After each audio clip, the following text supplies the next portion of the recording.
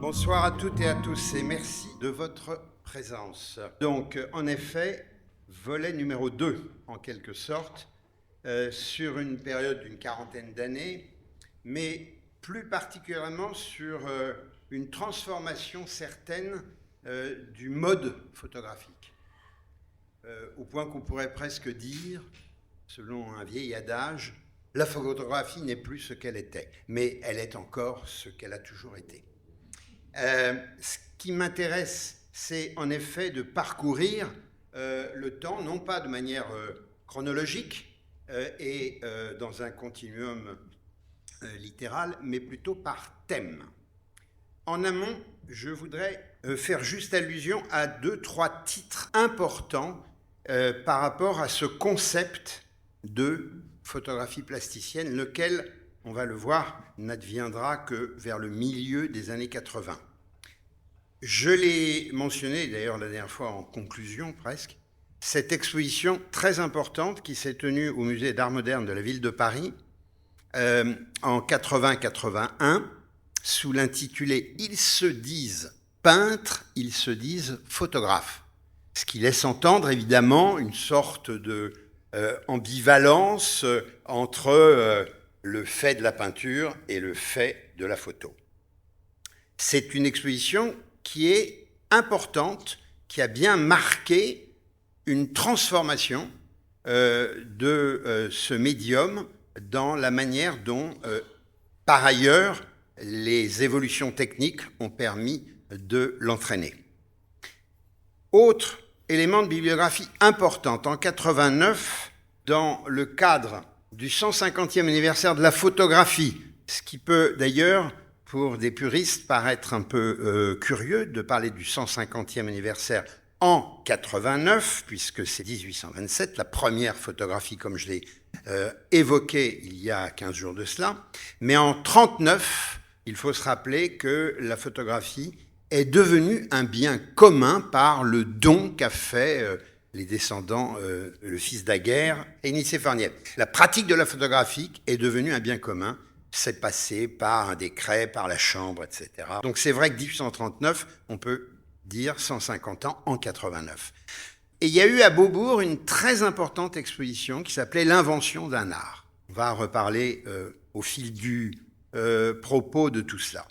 Ce qui est important, c'est enfin, en 98, un livre publié par une exégète qui s'appelle Dominique Baquet et qui appelle son ouvrage « La photographie plasticienne », actant une situation donc, qui va apparaître et qui va se développer dans les années 80 et connaître toutes sortes de propositions plastiques en conjuguant les modes opératoires de la peinture, de la sculpture, de l'architecture. On peut le faire encore plus simple sous le plan de la forme en disant, eh bien, ça n'est plus des photographies clic-clac noir et blanc. C'est un peu brutal comme formule, mais elle a quand même à voir. Ce qui est intéressant à comprendre dans cette affaire, c'est que la photographie devient un art à part entière. Vraiment, au sens où jusque-là, sur le fronton des beaux-arts, il y avait architecture, peinture, sculpture. Maintenant, on peut y ajouter photographie, au regard des arts dits visuels, bien sûr. Alors, ce qui est important à prendre en considération, c'est effectivement comment la photographie devient un art. Devient un art, et le titre de l'expo « Ils se disent peintres, ils se disent photographes » acte bien cette transformation par le fait que on va peut-être un peu moins considérer la photographie dans une sorte de marge, voire un ghetto, mais enfin le terme est tellement brutal que je le gomme tout de suite. Ce qui est important, c'était l'idée d'imaginer des photos artistiques, donc très créatives. Elles peuvent faire appel au réel, mais pas que, et elles font surtout appel à toutes sortes de transformations, de manipulations, et évidemment l'avènement des moyens technologiques, notamment de tout ce qui est de l'ordre du numérique va considérablement transformer petit à petit cette photographie plasticienne. Premier acte, ou du moins premier paragraphe, du paysage. Et une première photo d'un artiste dont vous ne verrez qu'une seule photo, mais qui me paraît très importante dans sa construction.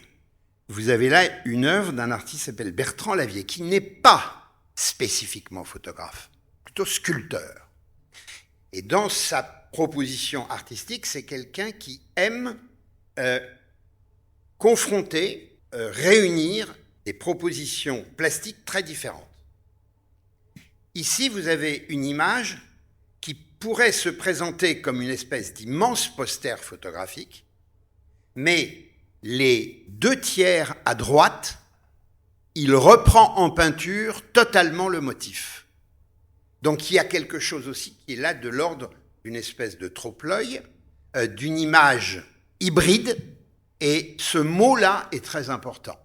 Le terme d'hybride qualifie depuis déjà quelques décennies tout ce qui procède de la création artistique, d'une manière assez forte.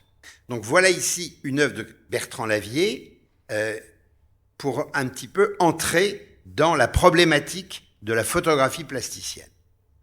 En voilà une autre que je retiens parce qu'elle est très intéressante. Jean-Marc Bustamante, tableau numéro 54, daté de 86. Tout de suite, évidemment, soyons attirés par le titre, tableau. Or, il ne s'agit pas, entre guillemets, d'un tableau convenu. Ce n'est pas une peinture. Non, c'est une photo. En plus, c'est une photo de grand format, comme la précédente, mais je parlais tout à l'heure de presque poster photographique. Ici, c'est un grand format, un bon format, qui gagne en quelque sorte la dimension des tableaux en peinture. Donc ça, c'est un élément qui est important à considérer. Par ailleurs, le soin de l'encadrement est aussi à prendre en considération. Encadrer une photo, bien sûr, on a tous chez soi des petites photos encadrées. Ça, c'est autre chose. C'est de la commodité pour avoir l'image en permanence quand on circule, etc. Mais encadrer comme ici avec Jean-Marc Bustamante, c'est tout à fait prendre le parti d'un mode opératoire qu'est la peinture et de le mettre en place dans une image photographique. Ce qui est intéressant, en plus, dans cette série de tableaux qui s'appuie sur un énoncé numérique, numéro 54, vous avez une image dont il est difficile, et même impossible, d'affirmer le lieu où la photo a été prise. Aucune trace ne permet de le distinguer. On peut peut-être se dire, il y a des montagnes. Bon, ok, des montagnes, il n'y en a pas beaucoup dans le monde. Mais vous regardez de près et vous verrez qu'on n'arrive pas à avoir une seule publicité. Il n'y en a pas. Il n'y a pas, il y a personne. C'est désert, donc on ne peut pas par le type humain, par exemple.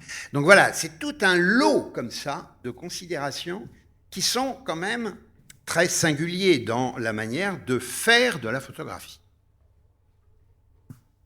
Ici, une œuvre de l'américaine Seton Smith, qui est la fille d'un très grand sculpteur américain, et qui est une artiste qui vit à Paris. C'était en 92, vous voyez comment elle vient inscrire dans le paysage naturel du parc de la Courneuve, à l'époque où il y avait une manifestation qui s'appelait Art Grandeur Nature, elle vient inscrire une photo.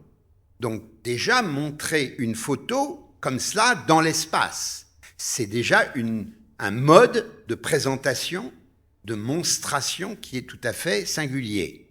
Posé comme cela, aussi encadré, la vue des falaises d'Étretat, ou non, peut-être c'est plus sur la côte Opale, je crois, que les falaises d'Étretat même. Donc, là encore, une manière de mettre en jeu la photographie qui ne manque pas de singularité. D'ailleurs, vous allez voir au fil du temps de ce propos toute une série d'images dont vous pourrez lire qu'elles appartiennent au FRAC Artothèque Nouvelle-Aquitaine, tantôt dans les collections du FRAC, tantôt dans les collections de l'Artothèque. Donc, j'ai joué avec la possibilité d'instruire dans le parcours de ce PowerPoint des images qui sont dans les collections Limousine. Donc ici, c'est pareil, vous voyez, on retrouve Seton Smith avec 4 éléments qui constituent une seule œuvre, et encore une fois, dans un mode de présentation qui se démarque évidemment des conventions, je dirais, de la photographie, pour le moins. Ensuite, je vous propose de découvrir un artiste qui s'appelle Gérard Tracandi, qui est un artiste d'origine marseillaise et qui est à la fois un peintre, un dessinateur et qui fait de la photo ou qui, de temps en temps, fait de la photo, voire aussi de la sculpture. Si je l'ai retenu, c'est parce que le travail de Gérard Tracandi est un travail très précis qui va recourir à une technique du XIXe siècle qui s'appelle la gomme bichromatée pour réaliser ce qu'il nomme des résinotypes noirs, comme ici dans cette série Point de vue de 91. En fait, le principe consiste à mettre en mémoire une image dans une gélatine, puis à la révéler en apportant des pigments au pinceau à la surface de l'épreuve, ce qui donne au tirage une sorte de texture picturale. Donc vous voyez, on est là aussi sur l'utilisation d'un système de révélation d'images qui est déjà daté, mais que lui remet en jeu, remet sur le tapis, parce que c'est un peintre et qu'il est intéressé à toutes les problématiques de texture. Vous voyez ici une autre œuvre de Tracandi, Martigues.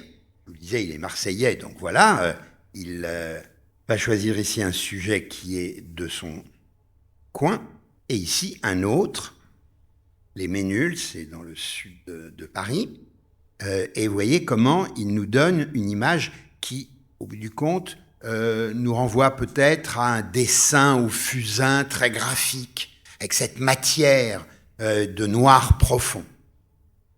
Et ceci étant, on est avec des photographies. Donc, c'est bien ce qui va amener cette qualification de photographie plasticienne.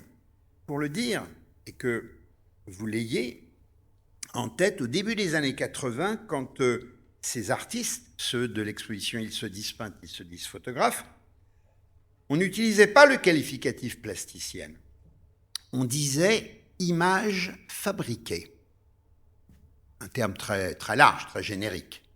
Et puis, est arrivé donc des réflexions, des débats sur justement cette nouvelle forme, cette nouvelle nature d'image photographique, et le qualificatif de plasticienne a été retenu parce que justement cela a à voir avec les arts plastiques, ce qu'on appelle les beaux-arts.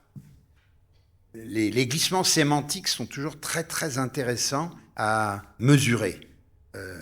À quel moment le concept d'art plastique est-il entré dans le vocabulaire? C'est vraiment un sujet que j'aimerais un jour creuser. Il faut vraiment faire un travail de recherche. Pour l'instant, j'en suis dans les années 30. J'ai repéré une fois l'expression art plastique dans les années 30. Mais pas tellement avant, pour l'instant. Avant, on disait beaux-arts. Bon, tout ça, si c'est important, n'est pas important, si bien sûr que c'est important. Alors ici, on a affaire à un artiste qui s'appelle Peter Hutchinson. Et la singularité de cet artiste, c'est que c'est quelqu'un qui est très attaché à la question du jardin. Et qui, d'ailleurs, il a été formé à l'horticulture et à la botanique, plus que passé par les beaux-arts, justement. Et il va réaliser toute une série d'œuvres qui sont tout à fait intéressantes. Comme par exemple, dans cette œuvre, Crocus Coal Lines. il a lancé plusieurs cordes pour définir les lignes où planter les crocus. Oui, crocus, c'est la fleur. Puis, il a placé le charbon connu pour son pouvoir fertilisant et il a laissé les crocus pousser pour constituer son image par la suite en photographie. Donc, c'est quelqu'un qui va, en quelque sorte, jouer sur la manière de créer son jardin et la manière de concevoir une image photographique. Ici, Looking from a Garden to Giverny, donc il mêle une fois de plus des éléments qui sont dans un espace et un temps différents. Donc il met en correspondance, ici très précisément, son jardin à Provincetown avec un site alpin et le jardin de la Maison de Monnaie à Giverny. Une espèce de collage, si vous voulez, pour créer un autre topos, en quelque sorte, un autre ailleurs, pour instruire une image, un lieu qui n'existe nulle part. On est bien dans un travail qui procède de métamorphose, de transformation, comme on le verra d'ailleurs à plusieurs occasions chez les uns et les autres. Toujours dans cette rubrique du paysage, le travail très intéressant de Anne-Marie Filaire, dont le FRAC Artothèque Nouvelle-Aquitaine possède un nombre assez important d'éléments. C'est une personne qui est originaire d'Auvergne, mais qui s'intéresse particulièrement au paysage, à la question des frontières et des zones de démarcation. Question finalement de problématiques identitaires peut-être, quelque part. En tout cas, c'est une démarche qui peut s'apparenter aussi à un travail d'archéologue et elle va toujours au-devant des endroits qui sont les plus fragilisés de la planète et elle cherche à constituer des images, comme ici c'est le cas, qui sont des images impossibles, en tout cas dans le réel. Dans ma photographie, dit-elle, le paysage n'est pas une continuité, mais une accumulation de temps, de moments. Donc, c'est une démarche qu'on va retrouver chez d'autres artistes, comme par exemple Julien Audebert. Alors lui, Julien Audebert, il s'appuie sur des images photographiques qui proviennent de films retouchés numériquement. Donc, il va réaliser un travail dont il parle en utilisant le mot de démontage par rapport, et par opposition surtout, à celui de montage cinématographique. Vous voyez ici cette image. Elle n'est pas du tout une image comme aurait pu la prendre Douaneau ou quelqu'un d'autre. C'est à partir du film À bout de souffle de Godard qu'il recrée la scène où Belmondo, le jeune délinquant, se fait abattre par la police au carrefour de la rue Campagne Première. Mais lui, il élimine le personnage central.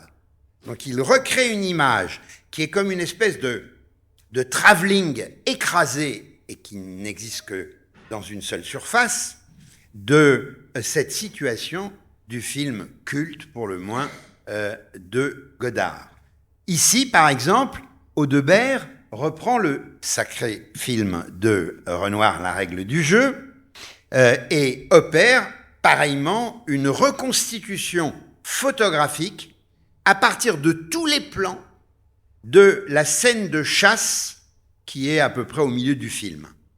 Et les animaux qui sont morts tombent en même temps. Donc en fait, il réalise une image qui, dans son apparition, je dirais, peut renvoyer à des images aussi de guerre. Donc entre la chasse et la guerre, il place là évidemment un discours critique. Le même, Audebert va ici, pour cette danse américaine, travailler sur le film de Vincente Minnelli, Un Américain à Paris, on le connaît, magnifique, et en un seul plan, il va rassembler 3 temps du film qui sont signalés par les textes des chansons qui les accompagnent. Et ce qui est très intéressant, c'est qu'au bout du compte, il arrive à constituer une image qui pourrait être un plan séquence du film. Donc, c'est dans cette façon-là, si vous voulez, entre le réel et la fiction, en quelque sorte, que opère Julien Audebert. Dans cette qualité des paysages, et preuve en est ici, on peut aussi parler de paysages urbains et trouver le travail de cet artiste absolument passionnant qui s'appelle Alain Bublex. Nous sommes en 2001, c'est-à-dire que nous sommes notamment avec tout ce qui est technologiquement parlant, déjà Photoshop. Le numérique, ça démarre, mais c'est surtout Photoshop qui est mis en jeu. Photoshop, c'est dans le numérique, bien sûr. Et Alain Bublex, qu'est-ce qu'il fait? Alors, Alain Bublex, d'ailleurs, c'est une figure intéressante parce qu'en fait, c'est quelqu'un qui est un ingénieur qui a travaillé pendant 20 ans chez Renault dans la section prototype. Et puis finalement, aucun de ses dessins n'a jamais donné naissance à une voiture, tellement il était dans une espèce d'imaginaire un peu excessif, et qu'il a pris conscience qu'en fait, il était plus artiste qu'ingénieur de prototype. Et il s'est complètement lancé dans toute une production artistique. Et ici, évidemment, par le biais donc du collage que permet Photoshop, évidemment, il va créer des villes complètement imaginaires et illusoires. Deuxième paragraphe, de la nature. Et tout de suite, vous présentez le travail d'un artiste aujourd'hui disparu qui s'appelle Pascal Kern. Mais c'est une œuvre qui me paraît tout à fait intéressante dans cette qualité de photographie plasticienne. Parce qu'elle a à voir avec la sculpture. Or, photographie et sculpture ont beaucoup de points communs. Comme je le rappelais la fois dernière, dans une pratique classique de la photo, il y avait un négatif et un positif. En sculpture, on parle pareil. Il y a un moule et il y a un positif.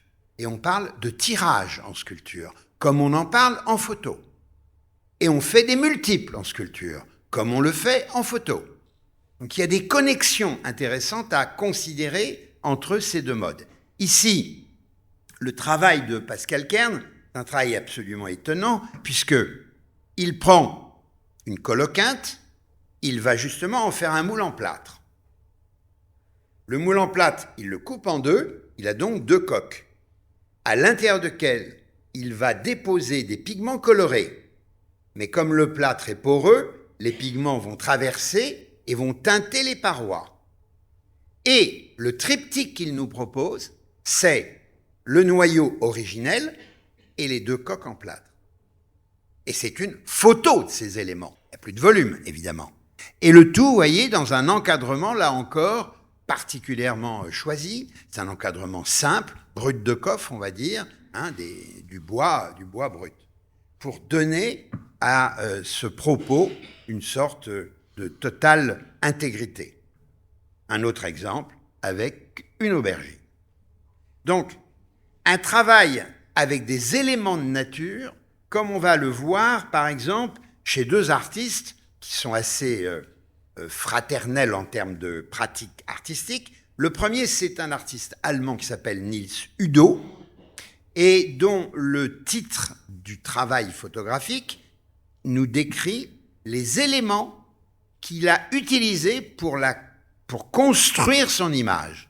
Feuilles de châtaignier, fleurs de jarros, tout cela à Vassivière en Limousin, vous connaissez, c'est pas loin de chez vous, c'est un site admirable, l'île de Vassivière. Et voilà, lui, Nils Udo, il construit son image avec des éléments naturels. Pour opérer le maintien entre les éléments, il utilise tout simplement de la glu naturelle. Il n'y a jamais aucun autre médium artificiel.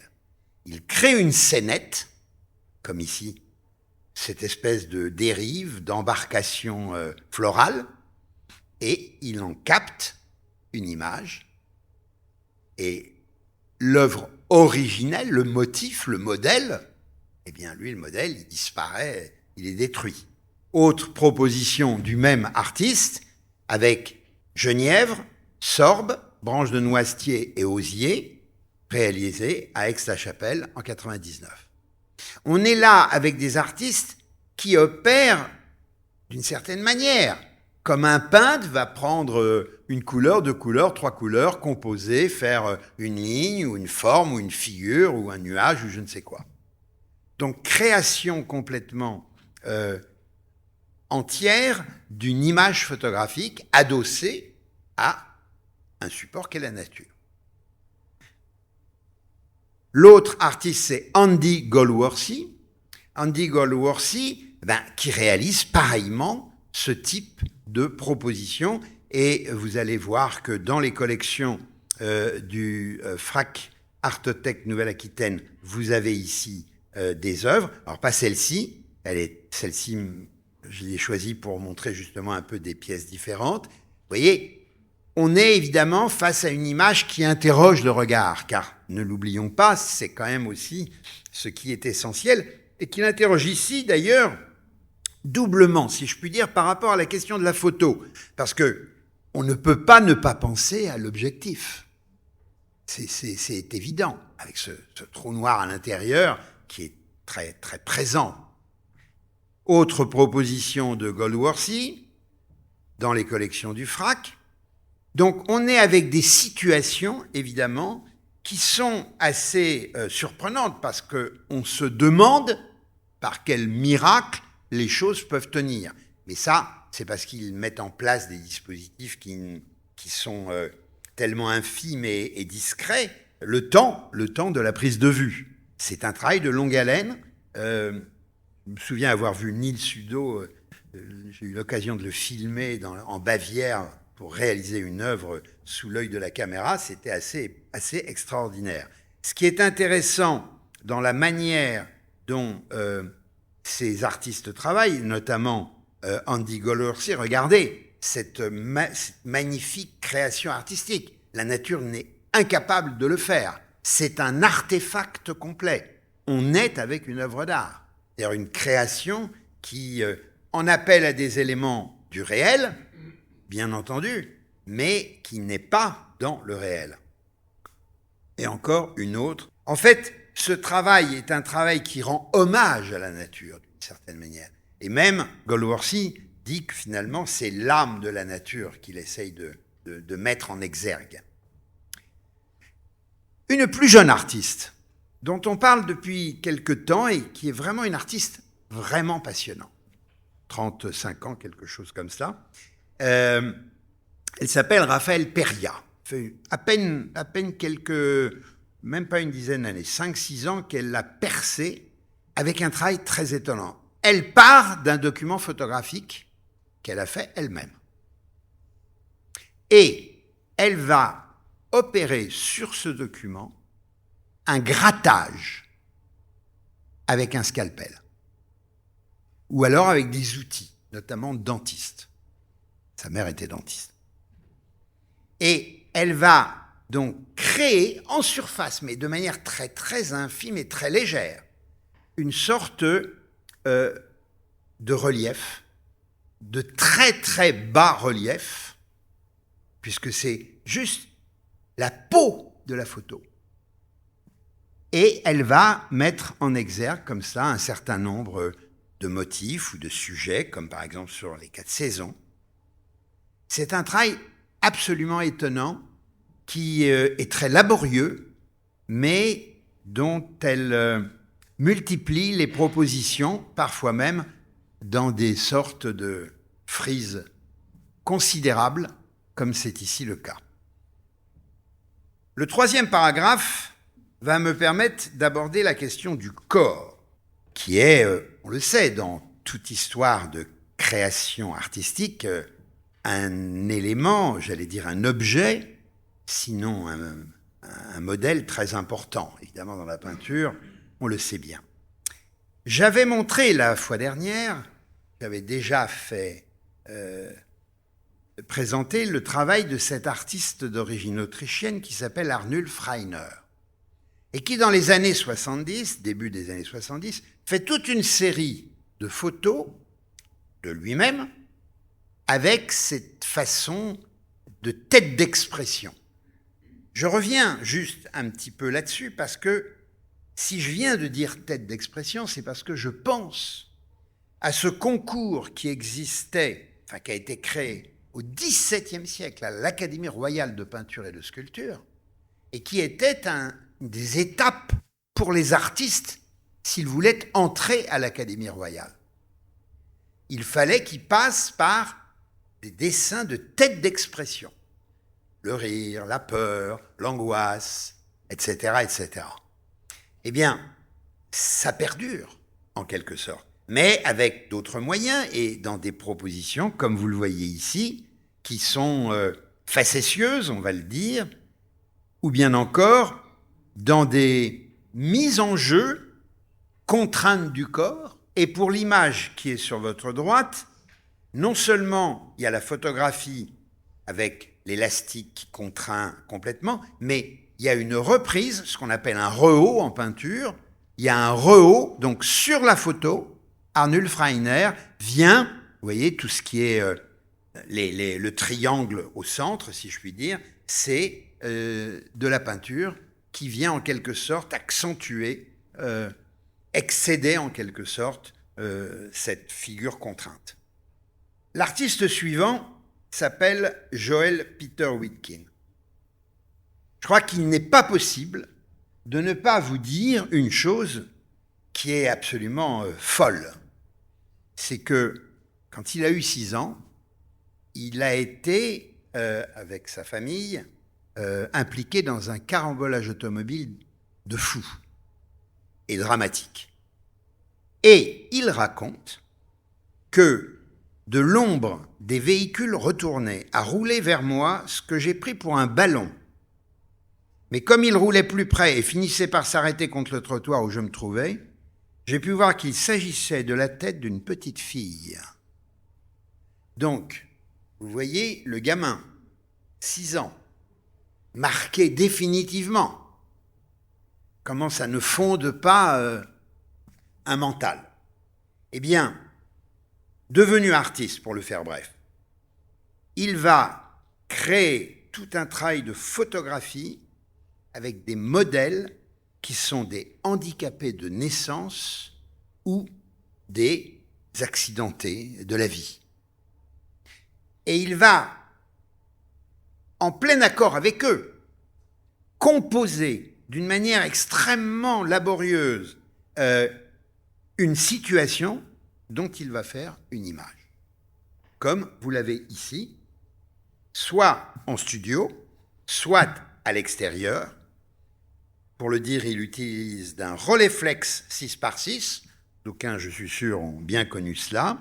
Il a un petit studio chez lui, donc il opère parfois en extérieur.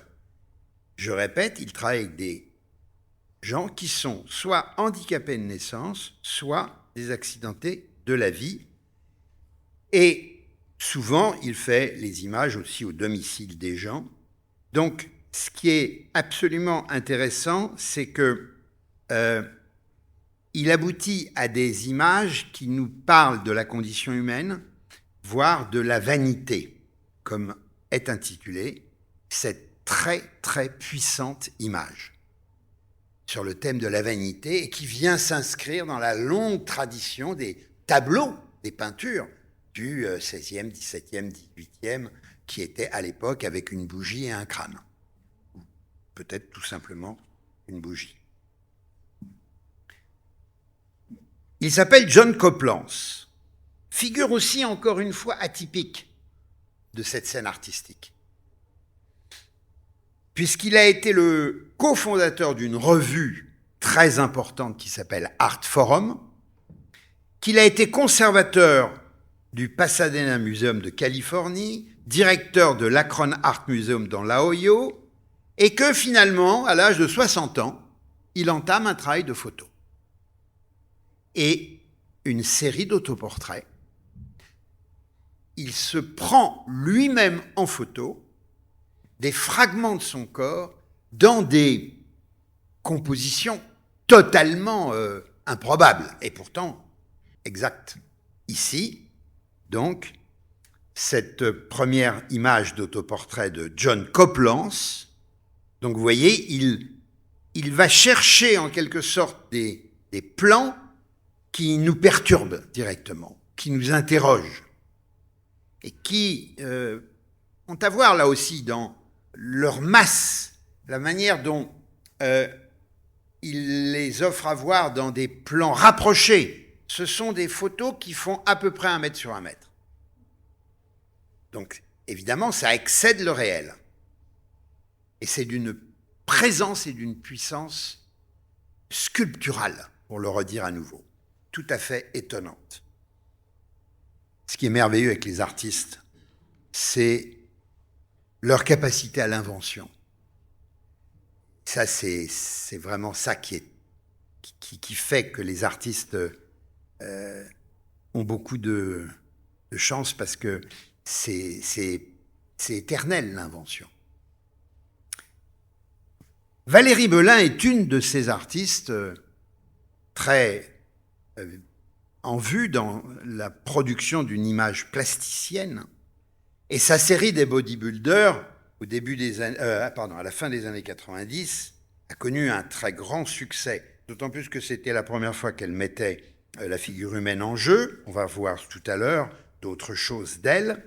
Et en fait, ce qui est intéressant, et je pourrais en parler longtemps puisque j'ai eu l'occasion d'écrire sur elle pour un catalogue et qu'elle m'ait raconté, en fait, c'est important aussi à le savoir, parce que justement, ça qualifie bien un mot que je n'ai pas encore utilisé, c'est l'importance des protocoles qui sont mis en jeu par ces artistes.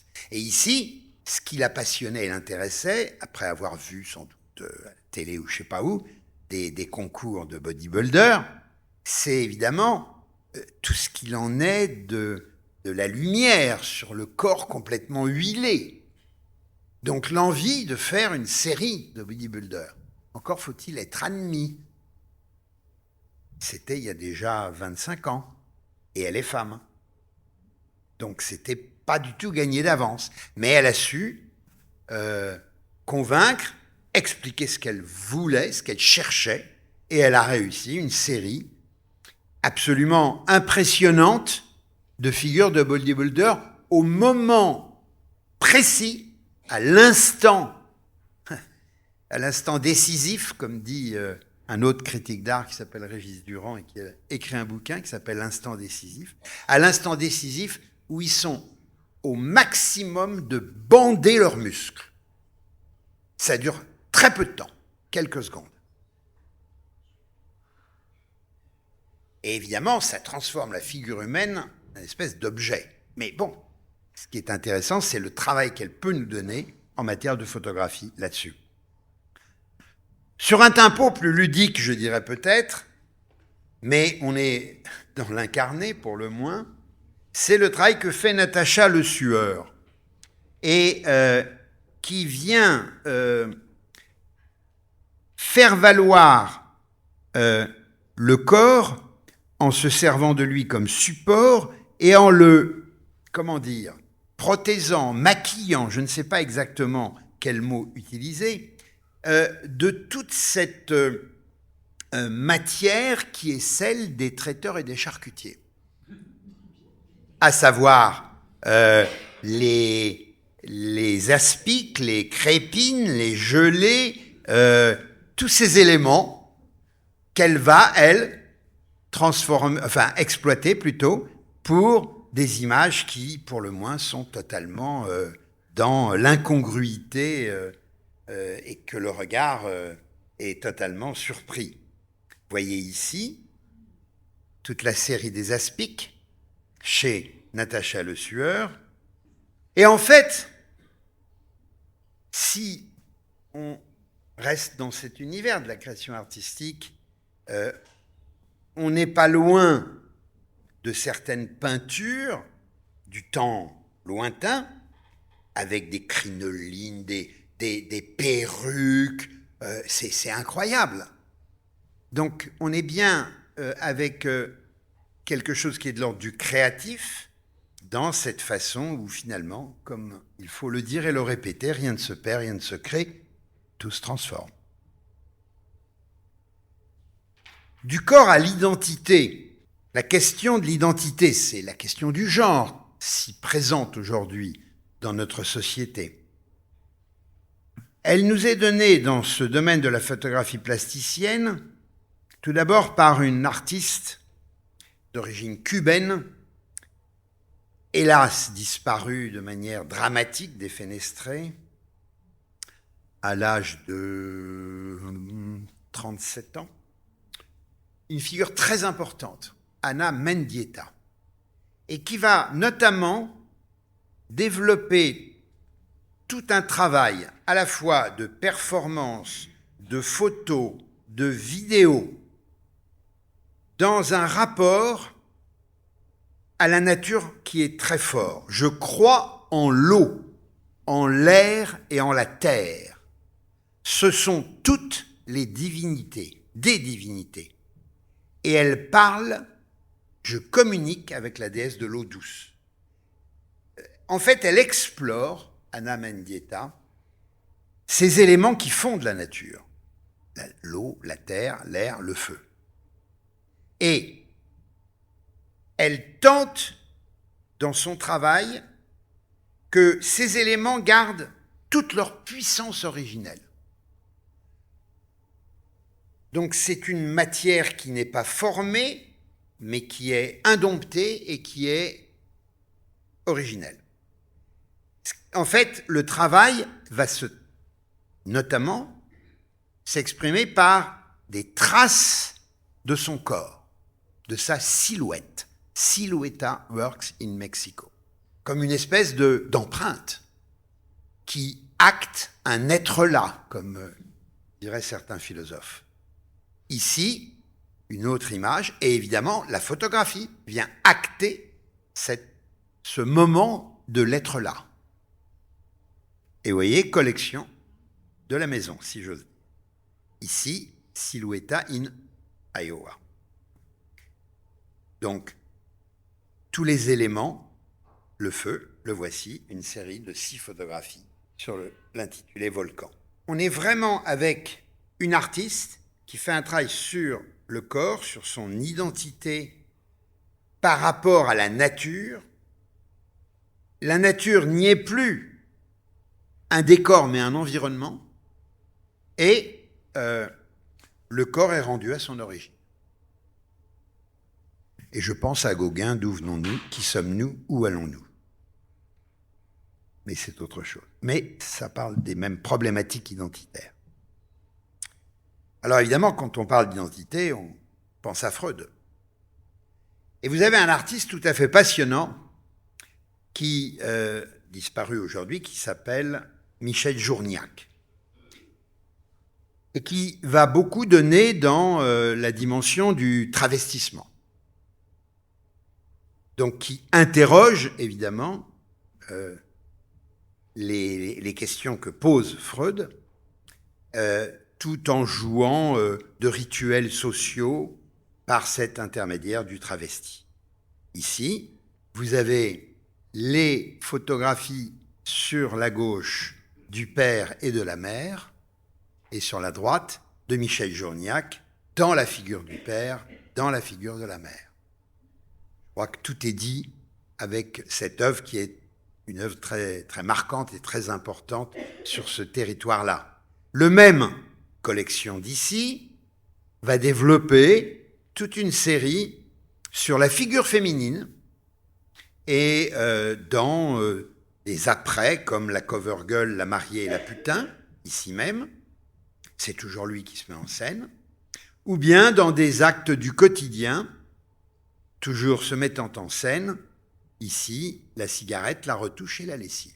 Évidemment, derrière, un discours critique, sociopolitique, sur la situation de la femme. Nous sommes dans les années 70. Je n'ai pas besoin, à mon avis, de vous faire plus de discours que cela. Nous savons depuis déjà longtemps tout ce qu'il en a été du féminisme émergent dans les années 70 particulièrement. J'avais la semaine dernière, il y a 15 jours, juste montré quelques images de cette artiste américaine, Cindy Sherman, qui elle aussi va se mettre en scène dans toute une série de rôles féminins stéréotypés. Comme par exemple ici, pas de titre à ses œuvres, sinon, en fait c'est plutôt untitled plutôt que sans titre, donc série style et numérotée. Ici une œuvre de 78, ici une autre qui nous montre évidemment le confort américain de la société de consommation. Et dans le cadre des collections de Frac Artothèque Nouvelle-Aquitaine, que j'aime bien abréger en disant FANA, parce que je suis assez FANA du Frac. Ici, justement, une œuvre qui est rentrée dans les collections du Frac sur le thème Contes de fées. En effet, elle se transforme en ces personnages un peu inquiétants, un peu monstrueux, fantastiques, comme on en trouve dans les contes de fées, et donc évocation de récits, évidemment, fantastiques, surnaturels, dans cette image de Cindy Sherman. Où Cindy Sherman a beaucoup marqué les esprits, c'est quand elle s'en est pris à des modèles de peinture, et notamment à la très célèbre Fornarina de Raphaël, posant, s'installant devant son objectif dans une pose similaire et un vêtement similaire à celle du modèle. Dans cette qualité de métamorphose et de travestissement, il est certain que la figure d'Orlan est une figure majeure. Et elle est très connue, Orlan, pour avoir utilisé son propre corps à grand renfort de chirurgie esthétique, à transformer son visage, en même temps qu'en le parant, comme c'est ici, là, dans le cadre de ces photos. Mais si vous la croisez, vous la reconnaîtrez très vite parce que elle a en permanence, elle s'est fait implanter des bosses au-dessus des sourcils. Enfin, elle a toujours une coiffure qui est souvent bicolore. C'est bon, elle n'est pas la seule à procéder. Pour le travail artistique, comme c'est ici, elle se transforme vraiment à l'aide aussi donc de maquillage, en toutes sortes de figures, le plus souvent de référence, comme ici. Vous voyez bien la référence à cette femme du Niger. Donc, on est vraiment avec, évidemment, des images qui procèdent de toute une manipulation, de tout un travail en amont extrêmement lourd pour arriver à ces représentations. Et comme elle est très attentive au monde qui bouge, elle n'a pas manqué de se transformer en orlanoïde. Tout ça, ce sont évidemment des photographies qui actent le travail artistique et qui est fait pour lui. Je voudrais vous présenter le travail d'une artiste qu'on connaît peu parce que, comme ça se passe, les artistes sont présents et puis parfois disparaissent, on n'entend plus parler. C'est le cas de cet artiste dont je garde un très bon souvenir parce que son travail m'avait particulièrement happé, avec un principe de travail qui l'avait préoccupé, à savoir, on parle en termes de fiches identitaires de la taille, 1m75, 70, 80, 2m17, ce qu'on appelle Webdenaya, le nouveau sportif, du poids. On ne parle jamais de la surface de notre corps. Pourtant, nous existons en permanence en faisant que la surface de notre corps est en proie à plein de choses. J'avoue, quand j'ai rencontré cette Nathalie Van Doxel et qu'elle m'a parlé de cette question-là, ça m'a beaucoup intéressé parce que elle est allée très loin en recherche et elle a trouvé qu'à la fin du XVIIIe, un individu préoccupé par la surface de notre corps avait établi une formule mathématique pour la calculer, mettant en jeu un certain nombre de paramètres. Eh bien, elle s'est servie de cette formule alors pour réaliser toutes sortes de portraits. Pour le dire, ici, c'est une autre proposition, c'est un rouleau sans fin, la peau, fait à partir d'un élément de photographie du corps qui, d'après les scientifiques qu'elle a consultés, représente la moyenne générale de l'aspect du corps d'un être humain. Cela donne ça. Autoportrait, 16 604 cm². Et donc, qu'est-ce qu'elle a fait? D'une part, elle l'a fait sur elle-même, autoportrait, tradition picturale, entre autres.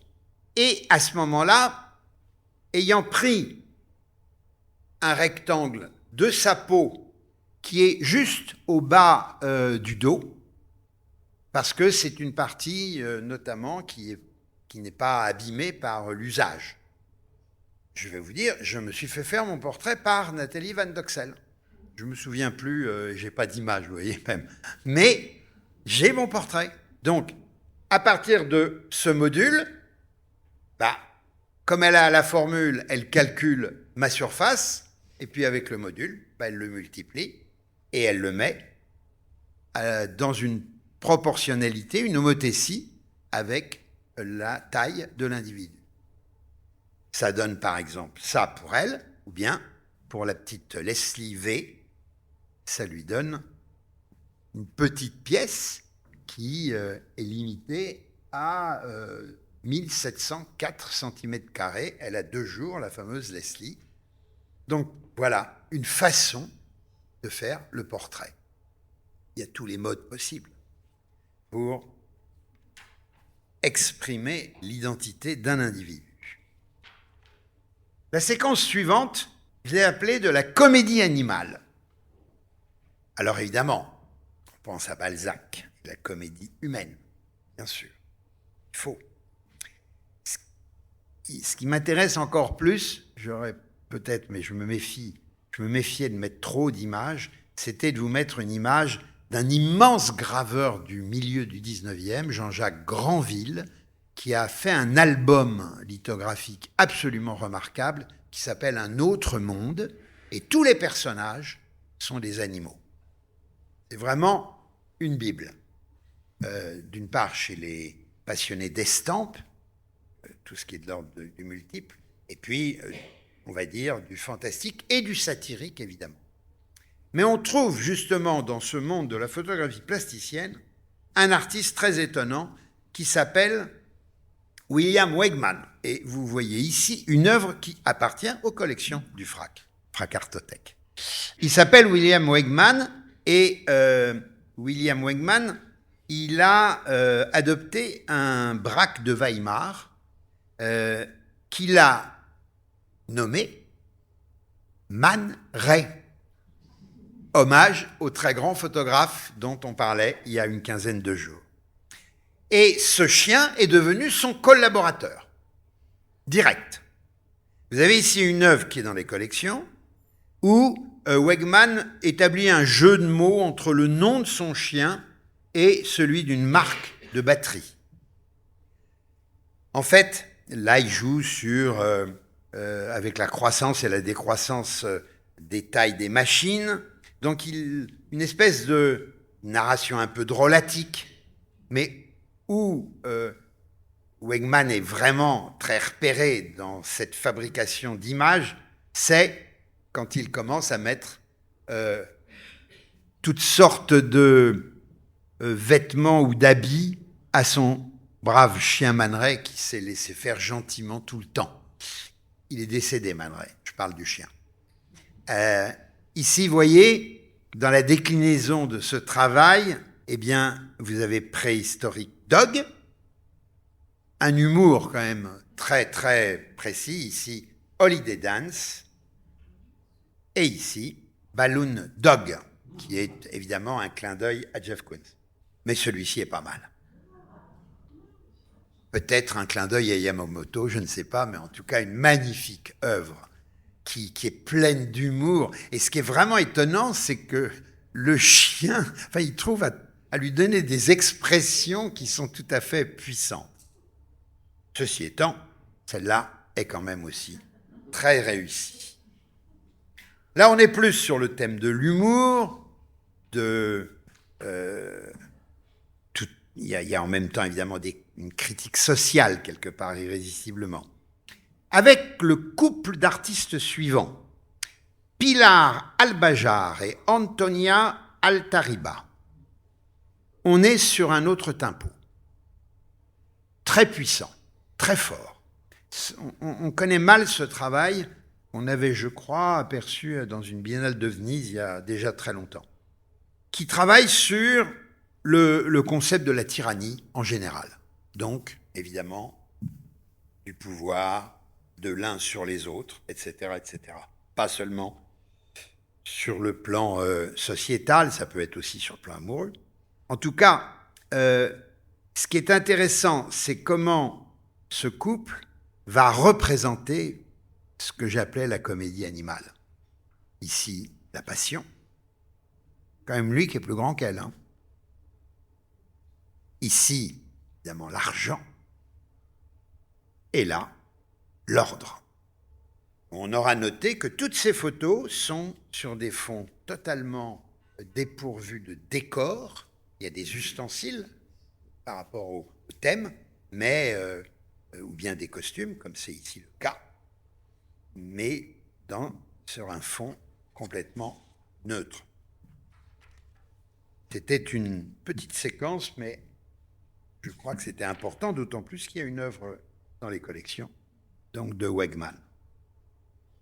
Et je suppose qu'il y en aura d'autres, car c'est souvent le principe des collections publiques de s'attacher à avoir certains lots d'objets du même artiste. Justement, l'objet. Voyons l'objet. L'objet, c'est Tom Drawes. Alors, Tom Drawes, c'est une figure ici qui est assez connue, puisqu'il avait notamment fait tout un travail sur l'extérieur d'un ensemble de wagons parcouru la région, je crois bien me souvenir, ou qui était aussi visitable à l'intérieur. Tom Drawes est un très très bel artiste qui va travailler des figurines dans des cadres, dans des contextes assez inattendus, où les objets sont évidemment très importants. Et on va découvrir là les pièces que le FRAC Artothèque possède et qui renvoient à toute une économie de la consommation, je dirais, la plus convenue et la plus courante, puisque ça renvoie à l'univers de Rocher-Beaubois. On est dans les années 80, évidemment. Avec ce travail qu'il fait sur ces figures un peu étranges qui occupent la scène aussi, au milieu. Quelque chose qui est mis entre le fantastique, l'incongru, le poétique aussi quelque part. Je vous laisse à découvrir les titres des œuvres. Et ici, une autre. En fait, c'est créer un univers chez Tom Drawes à travers une multiplicité d'autres images. Comme ça, le regard est amené à aérer, à se promener. C'est un peu, on va dire, l'inverse qui se passe chez cet artiste qui s'appelle Patrick Tosani et qui, lui, va créer des situations très, très surprenantes qui sont faits dans la réalité avec des éléments du réel, une découpe de journal en forme de temple, de façade de temple, incluse dans un glaçon et qu'il va évidemment laisser petit à petit fondre et à un moment donné capter une image qui répond à ce qu'il avait envie de réaliser, une espèce de vision intérieure peut-être, de vue comme cela. Il a joué avec ce type de matériaux. Par exemple, il a fait toute une série avec tout simplement des petites cuillères et en la monumentalisant, 1,90 m de haut. On est ici encore avec l'argentique, tirage argentique, crée une image qui déroute complètement le regard et qui devient en même temps comme une espèce de sorte de face à main que on peut voir dans les tableaux anciens qui servent de miroir. Et c'est une pièce qui est très intéressante parce que elles sont, la série en tout cas de celles-là, sont recouvertes d'un plexi, pas d'un verre parce qu'1,90 m, ça risquerait. Et ce qui est très intéressant, il accroche toujours cela aussi assez bas, pas plus de 20-30 cm du sol.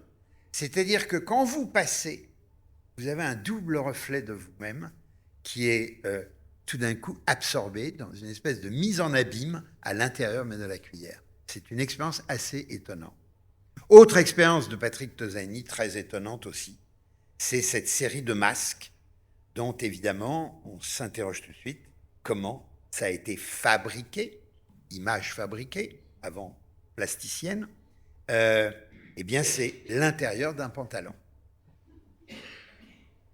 Donc vous voyez, c'est cela qui est vraiment tout à fait passionnant chez ces artistes, c'est la façon dont ils vont aller explorer en quelque sorte le réel pour en sortir des points de vue ou bien les transformer évidemment, transformer les images que le réel procure pour voilà, aboutir à des propositions qui sont totalement dans l'étrangeté, dans le bizarre. D'ailleurs, Baudelaire, le beau est toujours bizarre. Salon de 1846.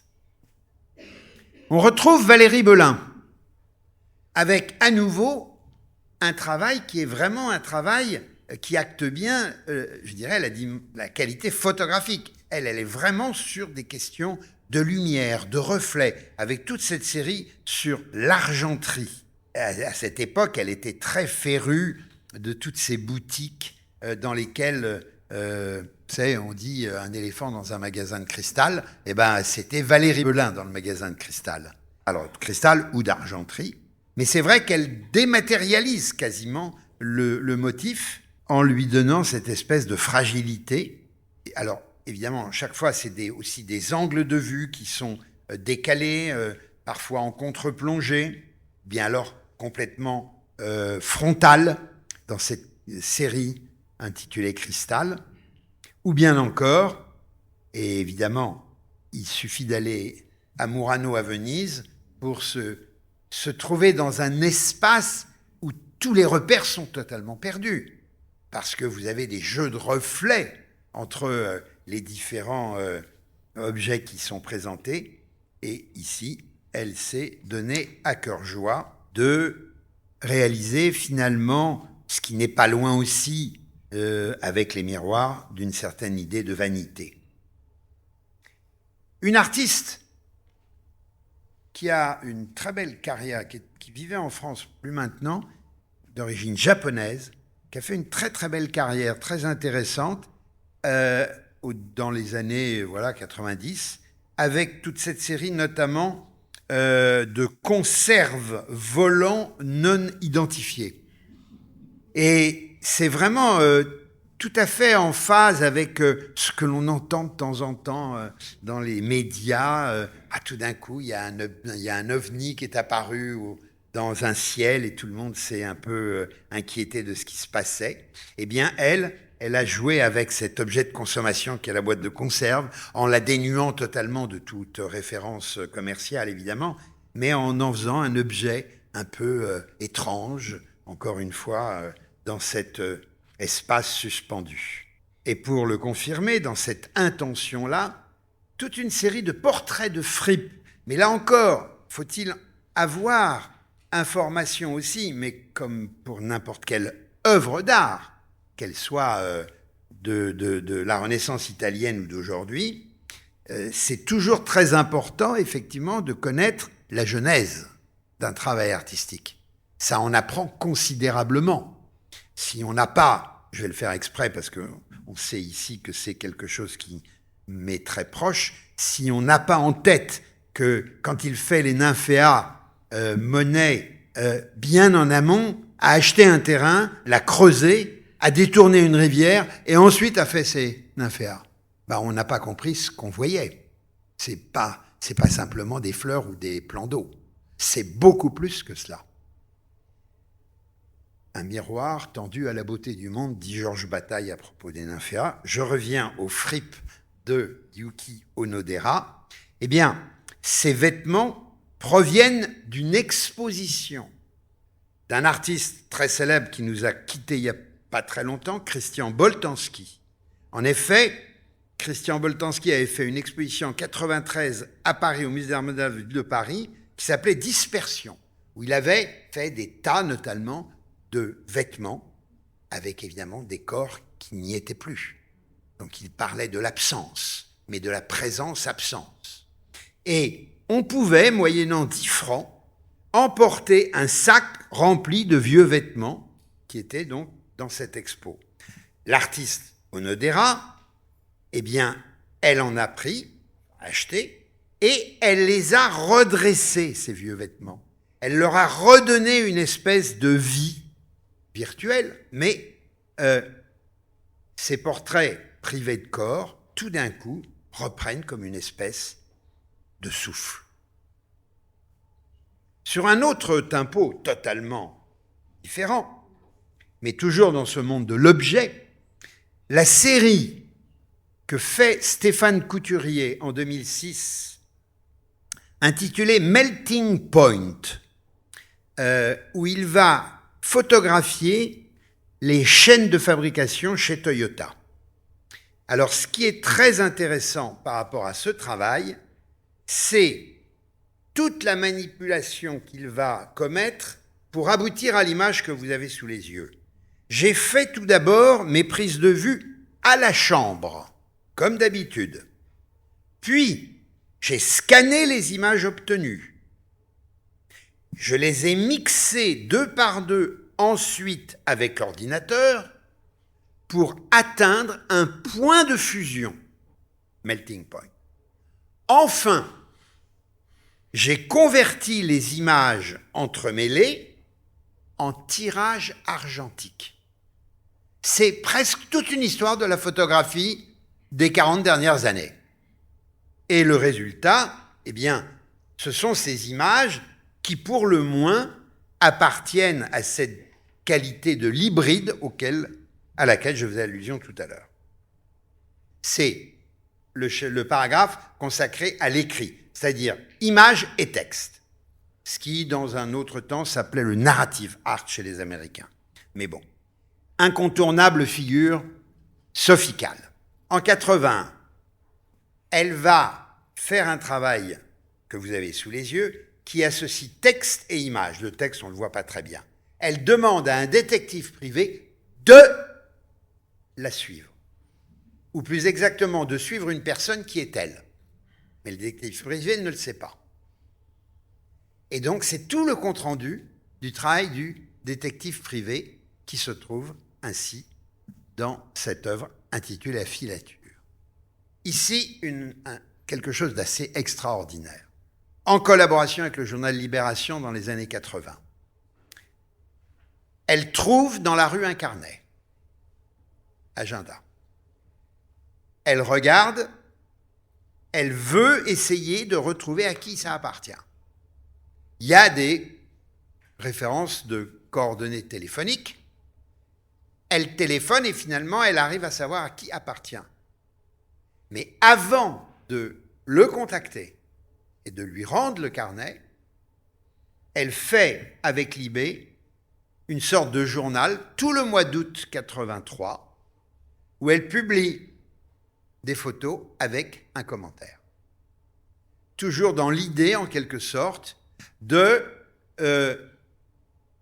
portraits qui pourraient être les intérêts, les occupations de ce personnage tels qu'elle les a glanés en téléphonant à ses numéros de téléphone qui étaient dans le carnet. On lui a dit, ben voilà, il aime bien ça ou il n'aime pas ça. Très belle série. De Sophie Calle, on trouverait aussi une œuvre qui est dans les collections, ici, et qui s'appelle « La lame de rasoir ». C'est une pièce très, très, très forte et qui est très intéressante. Sophie Calle, c'est celle qui, le mieux, sait mêler le vrai et le faux. On ne sait jamais sur quel pied, entre guillemets, danser. Pour cette œuvre, le texte qui accompagne, qui est au-dessus, je le lis. Je posais nu chaque jour entre 9h et midi. Elle faisait office de modèle pour gagner sa vie. Et chaque jour, un homme assis à l'extrémité gauche du premier rang, dans la salle où ça se passait, me dessinait pendant 3 heures. Puis, à midi, précisément, il sortait de sa poche une lame de rasoir et sans me quitter des yeux, il lacérait méticuleusement son dessin. Je n'osais bouger, je le regardais faire, il quittait ensuite l'atelier, abandonnant derrière lui ces morceaux de moi-même. La scène se renouvela 12 fois. Le 13e jour, je ne vins pas travailler. Donc, c'est intéressant. En plus, vous voyez la posture, je ne peux pas m'empêcher de penser à la figure de Saint-Sébastien percé de flèches. La même Sophie Calle propose une œuvre qui s'appelle « Les tombes Brother Sister ». Alors, de 89 à 90, elle photographie dans un cimetière californien des tombes qui sont anonymes et juste avec une inscription qui exprime un lien de parenté. Donc elle s'approprie toutes ces tombes, elle en fait toute une série de photos, parce que ce qui l'intéresse, c'est le côté complètement chimérique de ces généalogies. Et ce qui est intéressant, c'est que ça rentre en compte de toutes les autofictions qu'elle a pu créer sans qu'on sache vraiment si c'est exact son histoire. Elle est toujours à créer ce trouble par rapport au réel. Il s'appelle Joachim Mogara, il est originaire de Montpellier et il crée des petites scénettes très drôles comme celles que vous avez ici dans les collections à nouveau du FRAC où, eh bien voilà, j'adore faire de la motocyclette. Je transporte ma cousine, elle a peur dans les virages. Un groupe de cavaliers passe, une voiture, je la dépasse car je suis pressé. Alors, c'est un artiste absolument étonnant qui va avec les éléments de son environnement et c'est pour ça que je vous ai mis une deuxième séquence que je connais bien, parce qu'il me l'avait raconté dans les années 80. En fait, il a fait ça dans son living room, comme on disait, ou dans son salon, avec la moquette qu'on voit, et puis voilà, le pot de fleurs, et il s'invente une balade remontant le Niger. Je vous laisse à découvrir la chose. Ça, c'est tout un pan, effectivement, de photographie plasticienne qui joue comme ça avec les mots, avec le texte, comme par exemple cette artiste tout à fait étonnante qui s'appelle Martine Abalea et qui, notamment pour un certain nombre de pièces, va créer des situations à partir d'images qui nous renvoient un peu à l'univers des cartes postales qu'on achète, comme vous pouvez le voir ici par exemple, avec cette œuvre « Visiter le pays des fleurs flambantes », avec cette manière en quelque sorte très poétique. On est un peu sur le monde du merveilleux. Ici, par exemple, vous avez Cœur du futur, qui est dans les collections du FRAC. Cœur du futur, c'est toute une série qui sont des affiches pour des films qui n'existent pas encore.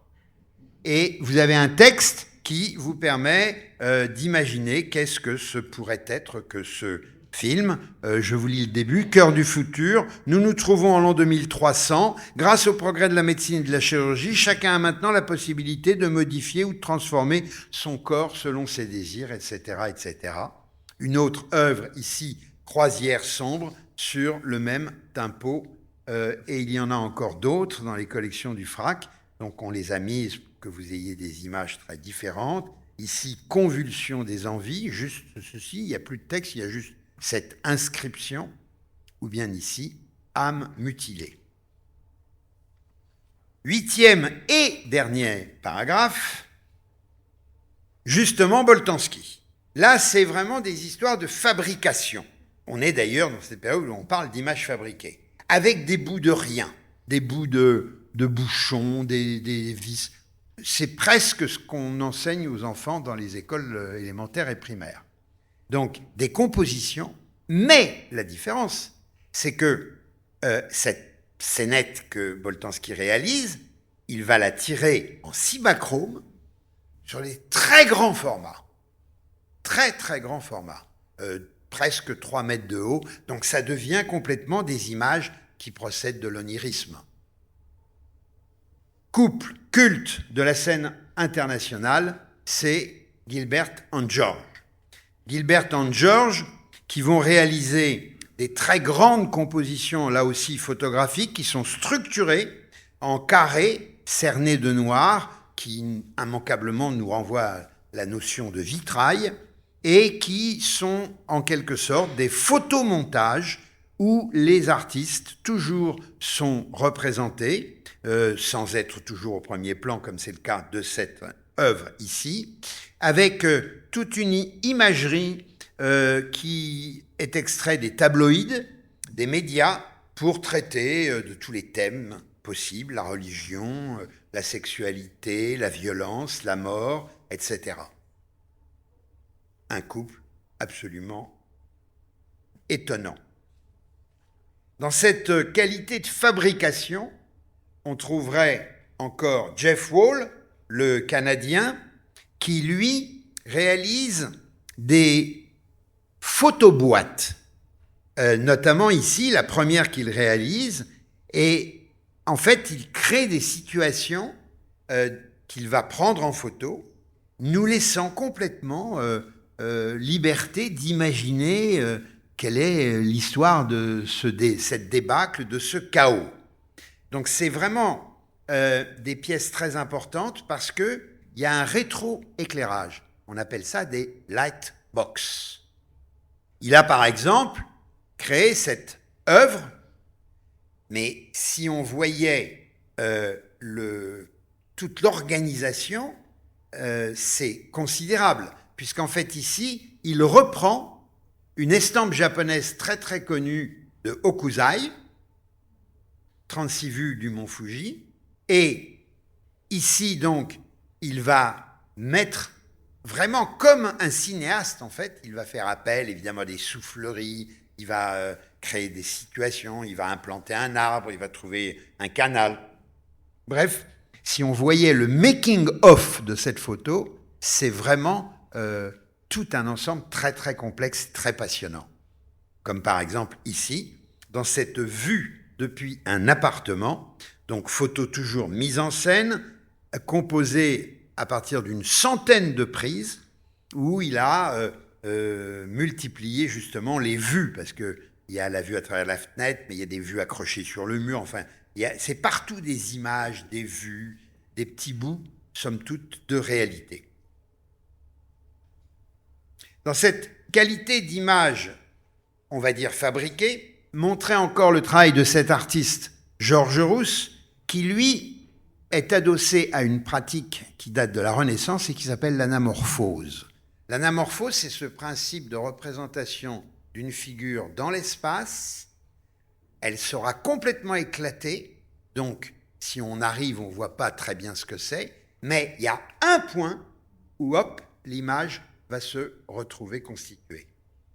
Donc ça, c'est un travail que lui, il met en place dans l'espace et il met l'appareil photo en ce point pour prendre l'image, comme ici, ce qu'il avait dessiné au sol. Il faut vraiment avoir conscience que, par exemple, si je prends le bas de la lettre E de Eros, ça fait peut-être 5-6 mètres de long, compte tenu de cette question de l'anamorphose. L'anamorphose est un principe de représentation d'une figure dans l'espace qui est simultané au principe de la perspective, début de la Renaissance. Voilà une œuvre, par exemple, que nous avions réalisée dans le contexte d'un lieu que je gouverne en Haute-Savoie, à Thonon-les-Bains. Et là, c'est un certain nombre d'éléments en bois recouverts de feuilles d'or. Mais quand vous rentriez dans cette chapelle de la Visitation, puisqu'elle s'appelle comme ça, vous ne voyez pas tout de suite ça. Il fallait se mettre au bon endroit. Évidemment, la photo permet la parfaite circularité de cet objet.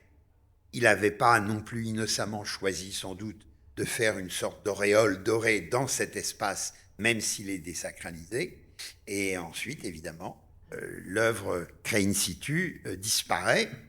Ou bien encore, récemment, dans une biennale, je crois que c'est dans l'Ain, biennale de Cuiseaux, où il réalise, vous voyez, sur les deux pans de ce bâtiment, même si, évidemment, la figure circulaire en jaune absorbe la volumétrie, et ensuite il prend une photo. Une artiste américaine crée aussi des scénettes tout à fait étonnantes, avec ici, vous le voyez bien, c'est des petits objets, des petits éléments qui accompagnent souvent l'apéritif. Alors, il y a à la fois des figures qui sont des fausses figures et des figures qui sont vraies. Ou bien ici, une scène avec des pop-corns. Sandy Skoglund.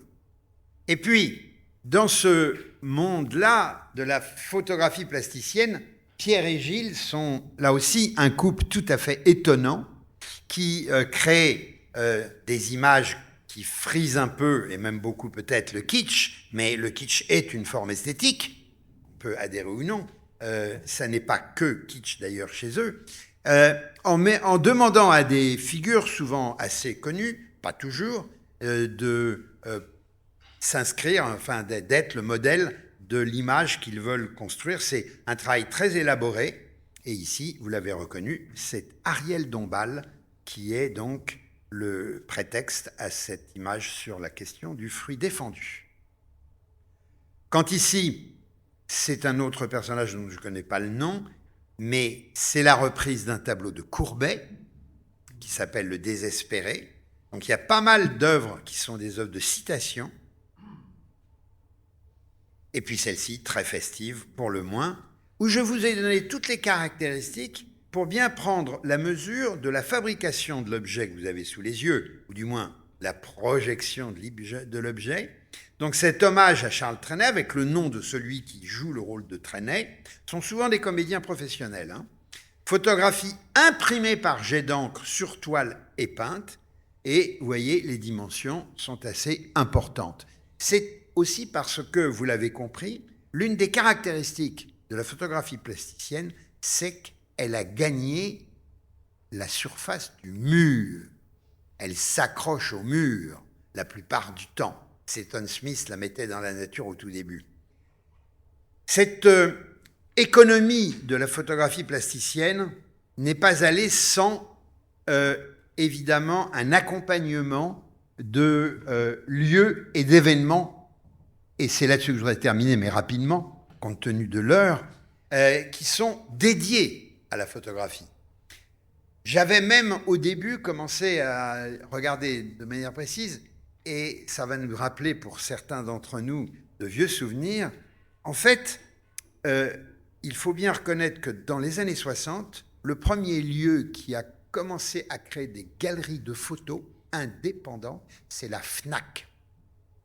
La FNAC, toutes les FNAC avaient un espace photographique propre, avec une publication de catalogue. Mais il faut rendre à Agathe Gaillard, immense personne, d'avoir été la première à ouvrir une galerie exclusivement consacrée à la photographie. Nous sommes dans les années 70. Et puis, le festival d'Arles, de renommée aujourd'hui mondiale, qui s'appelle les RIP, les Rencontres internationales de la photographie. En fait, vous le voyez, c'est tout en bas de l'image, c'était inscrit dans tout un festival. Malheureusement, il n'y a pas l'année précédente, qui était la première année où il y avait les rencontres qui n'étaient pas encore internationales, mais qui étaient simplement de photographie. Une image avec William Wegman, pour bien acter l'importance de cette photographie plasticienne, et l'image dernière de l'été dernier, puisque c'est l'été que ça se tient, de juillet à septembre, de ces rencontres photographiques.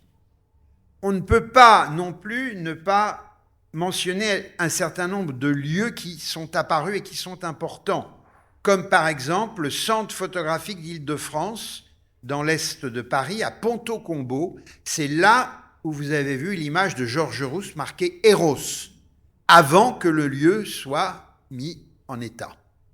À la fin des années 90, la ville de Paris crée la Maison européenne de la photographie, lieu culte aujourd'hui de la photographie, toute forme quelle qu'elle soit. Ça peut être une photographie, je dirais, traditionnelle ou une photographie plasticienne. Évidemment, la transformation du bâtiment du Jeu de Paume dans le jardin du Tuileries en 2004, après avoir été un centre consacré à toutes les formes d'expression artistique, inauguré, je crois, en 86 avec une exposition de Dubuffet, le lieu est devenu le lieu de l'État, le lieu national consacré à la photographie et, dans ses prolongements, à la vidéo. Les fracs, on en a vu ici, mais le frac grand large, c'est en même temps vous inciter à aller vous promener dans cette magnifique hexagone qui est tellement riche en propositions artistiques, avec des bâtiments absolument, c'est extraordinaire le frac grand large. C'est des bâtiments recyclés évidemment d'entrepôts maritimes. Eh bien, le frac grand large a de très beaux espaces et a une collection importante en photos. Comme il en est par exemple dans le contexte d'une ancienne abbaye, le frac Normandie site Caen, parce qu'il y a 2 sites pour le frac Normandie. Vous avez le site Caen et le site Rouen. Ici, on est à Caen avec des très beaux espaces et une exposition de Orlan il y a quelque temps.